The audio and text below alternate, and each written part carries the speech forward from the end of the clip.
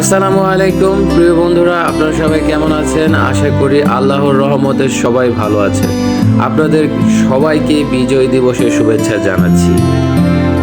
আমি এখন আছি মতিঝিল শাপলা চত্বরে, আর এই শাপলা চত্বরে এসে বিজয় দিবসের এক লাইন গান মনে পড়ে গেল। এক সাগরে রক্তের বিনিময়ে বাংলার স্বাধীনতা আনলো যারা, আমরা তোমাদের ভুলবো না, আমরা তোমাদের ভুলবো না।